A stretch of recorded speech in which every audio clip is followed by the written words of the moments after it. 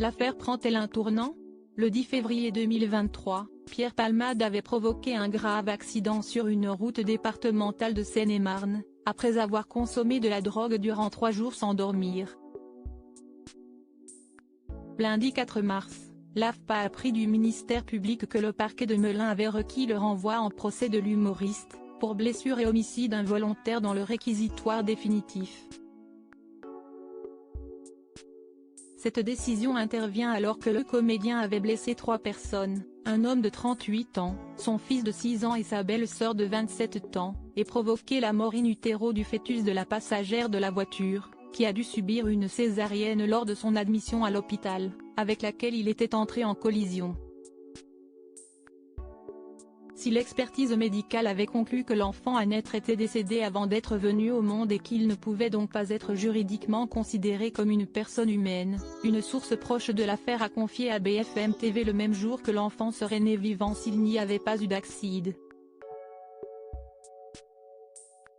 Ainsi, la source affirme que la causalité directe de la mort du fœtus est due à l'accident.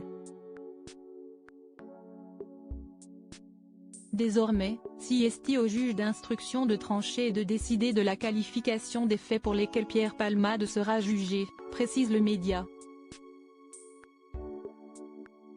À savoir, si le motif d'homicide involontaire sera retenu contre l'humoriste ou non. Loin du tumulte depuis le drame, Pierre Palmade a fait un séjour dans un hôpital pour combattre ses addictions aux drogues, avant de trouver refuge dans le Bordelais, pour fuir le tourbillon médiatique dans lequel il était entraîné. Pour Gala.fr au mois de février, quelques riverains ont accepté de parler de la présence de l'humoriste et ancienne amie de Muriel Robin, qui avait confié avoir coupé les ponts avec lui, dans la commune. On le voyait de temps en temps faire des courses dans la rue. Il semblait aller bien, mais depuis qu'il fait froid, on ne l'a pas vu, a rapporté une commerçante. Tandis qu'une autre a précisé, on l'a aperçu quelques fois dans le quartier.